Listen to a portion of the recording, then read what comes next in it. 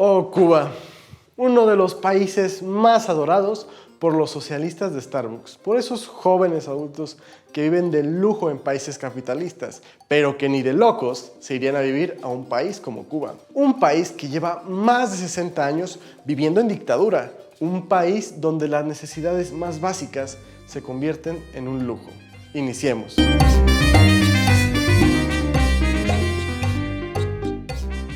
Cuba es un país terrible para vivir. Hablamos de un país donde no hay libertad de expresión, puedes ir preso si hablas mal del gobierno, un país donde los habitantes no viven, sobreviven en condiciones miserables. Un país donde comer carne de res o pescado es un auténtico lujo, solo para una clase privilegiada. Un país donde el acceso a internet está estrictamente limitado. Un país donde la única forma de escapar de la pobreza es, literalmente, escapando del país. Pero, ¿por qué Cuba es tan pobre y tiene tan mala calidad de vida? Simple, su sistema económico, el socialismo. Explicar la pobreza en Cuba no es algo realmente complicado. El país está bajo un régimen socialista, un régimen donde el Estado controla absolutamente todas las actividades económicas y no hay un mercado desarrollado. Para explicar el por qué Cuba es pobre, tenemos que explicar principalmente cómo funciona un país con una economía de mercado y un país con un sistema económico socialista. En un país con una economía de mercado, los recursos, y cuando hablo de recursos me refiero a cualquier tipo de recursos, sea energético, natural, etc. Los recursos son distribuidos a través de un sistema de precios, un reflejo de la ley de la oferta y la demanda. ¿Y cómo lo hacen? Realmente es algo muy sencillo de entender. ¿Recuerdas cuando recién inició la pandemia del COVID-19? Los cubrebocas, el gel antibacterial, productos de limpieza incrementaron sus precios y en algunos casos de manera escandalosa. Pero este incremento obedece a una lógica. La sociedad en su conjunto necesitaba de estos productos. Al incrementar su precio y ser bienes necesarios para la pandemia, todos tuvimos que pagar ese incremento en el precio. En algunos casos tuvimos que sacrificar nuestro consumo en ocio o recreación para poder pagar estos productos. Aquí, aunque no nos demos cuenta, ya hay un desplazamiento de recursos. El dinero que usamos para ocio, por ejemplo, ahora lo destinamos para productos que nos protegen del COVID-19. Ahora bien, los precios altos hacen que las industrias que se dedican a fabricar estos insumos médicos ganen más dinero. Y esto es algo bueno, porque al ganar más dinero, esas industrias crecen y pueden realizar inversiones para aumentar la producción de estos productos. Esto significa que aumentó la oferta de estos bienes y según la ley de oferta y demanda, al aumentar la oferta, el precio va a bajar. Y justamente fue lo que sucedió. El precio del gel antibacterial, de los cubrebocas o sanitizantes han vuelto al precio que tenían antes de la pandemia. Y todo este proceso comenzó por simples cambios en un número, el precio. Y todo esto pasó sin que un político, un general o un burócrata ordenara que se fabricaran más insumos médicos o se inyectara dinero a estas empresas. Sin embargo, en una economía socialista o comunista, esto no sería así, porque en estos casos es el gobierno el que fija precios o es dueño de las fábricas, establece cuotas de producción y de consumo. Entonces, al haber una escasez repentina de cualquier producto, como no hay un mercado, es el gobierno el que tendría que hacer todas estas modificaciones para satisfacer la demanda.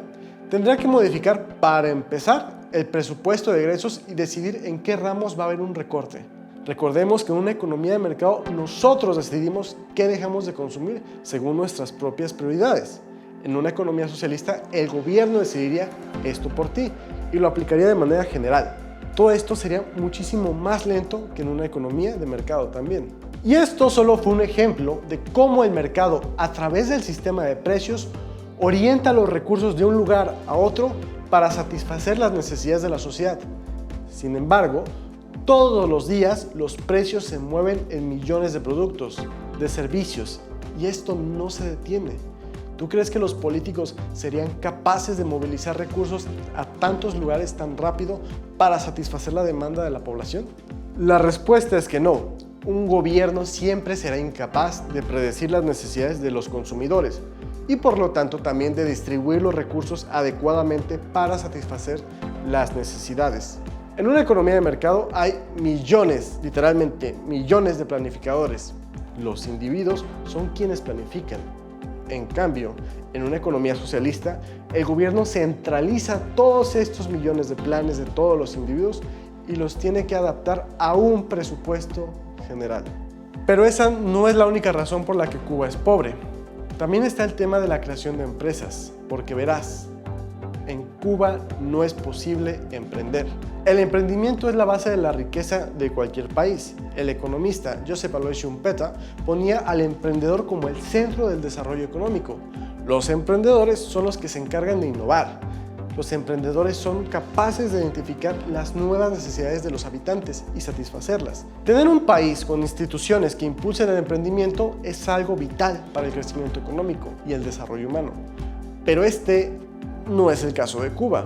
En 1968, el gobierno cubano eliminó las pequeñas y medianas empresas y el 98% de los trabajadores cubanos pasaron de trabajar de la iniciativa privada a trabajar para el gobierno. Y si no trabajabas en el gobierno, lo máximo que podrías aspirar a ser es un autoempleado y no un emprendedor. Y para eso tienes que realizar un largo proceso burocrático que no te garantiza obtener la licencia para ser autoempleado de todos modos. Entonces en Cuba no surgen nuevos negocios, no hay innovación, porque no hay incentivos ni instituciones que fomenten el surgimiento de emprendedores y por lo tanto su economía no mejora y la pobreza se mantiene. Y esto crea otro problema, la recaudación. Si en Cuba no hay empresas a las cuales cobrarles impuestos, ¿de dónde se financia el gobierno? ¿Cómo hace el gobierno cubano para importar todo lo que produce? Sí, porque Cuba, como cualquier otro país en el mundo, necesita recursos o productos que otros países poseen. Así que dejen de decir que el país es autosuficiente, por favor. En fin. Entonces, ¿de dónde obtiene el gobierno recursos para poder importar los productos que la isla necesita? Pues de la esclavitud. La principal fuente de ingresos del gobierno cubano viene de las misiones médicas. El gobierno cubano cobra millones de dólares por estas misiones que envía a 68 países, entre ellos México, por si preguntaban. Los países que contratan las misiones lo hacen directamente con el gobierno cubano. Y de todo este dinero, solo el 15% va destinado a los salarios de los profesionales. Literalmente es como un outsourcing, pero con esteroides, mucho más abusivo, esclavitud. Y no solo eso, sino que estos profesionales de la salud ni siquiera son profesionales. Y no solo eso, sino que los médicos cubanos son vigilados de cerca e incluso el gobierno cubano toma como rehenes a las familias de los médicos para que estos no puedan escaparse en las misiones. También funciona el socialismo, que literalmente tienes que amenazar a los habitantes para que no se escapen. Pero la economía no es lo único importante. En Cuba el sistema de salud es excelente. ¿Cuba? ¿Sistema de salud? ¿En serio? Tan solo vean las condiciones de los hospitales cubanos. Vean nada más la supuesta calidad de los hospitales del país, de la potencia en medicina. Camas viejas, escasez de agua, escasez de insumos, falta de mantenimiento en infraestructura. ¿A qué socialista de iPhone conocen que se haya ido a atender a Cuba? No, prefieren irse a los países capitalistas para atender su salud o la de sus familiares, porque hasta ellos saben que el sistema de salud cubano es pésimo. Pero gana la ideología sobre la razón. Sin embargo, hay algo en lo que sí destaca Cuba en referencia a otros países. Cuba es el paraíso de los políticos. En Cuba, un ciudadano normal no come 3 veces al día, no come carne de res, no come pescado o mariscos, tiene una casa que se cae a pedazos, no puede viajar, no tiene libertad de expresión. Pero los políticos cubanos, esos son ciudadanos de primera clase. Fidel Castro, a pesar de haber sido un ícono socialista, poseía más de 20 mansiones, yates, una mina de oro, cuentas bancarias secretas, cocineros personales y hasta una fábrica de quesos para su consumo personal. Literalmente, el señor, a pesar de esgrimir un discurso de austeridad y de sacrificio por la revolución, pues vivía rodeado de lujos, como un señor feudal, a expensas del sufrimiento y esclavitud del pueblo cubano. ¿A quién me recuerda? Y no solo eso, sino que también la familia de Fidel Castro disfruta de estos lujos. Uno de los nietos de Fidel Castro, Tony Castro, pasea en BMW por la isla de Cuba, viaja a Barcelona, a París, tiene cenas de lujo y un largo etcétera. En Cuba, la familia real son los Castro.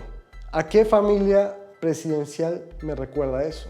Como verán, Cuba demuestra que el socialismo no es un camino viable, en lo absoluto, ya que el socialismo le da demasiadas responsabilidades al gobierno y este nunca será tan eficiente para distribuir los recursos como lo haría una economía de mercado. El socialismo también mata el espíritu emprendedor, ya que no habrá recompensas para aquellos que se atrevan a innovar. También hay que señalar que el socialismo es una ideología que tiene una gran similitud con el feudalismo, ya que donde es implantada se crean nuevas élites en torno a los gobiernos, élites que para aumentar su poder reprimen y empobrecen a sus gobernados, élites que se basan en un discurso de justicia social para extraer dinero de los habitantes de un país y vivir en la opulencia, élites que no les importa si la gente muere de hambre.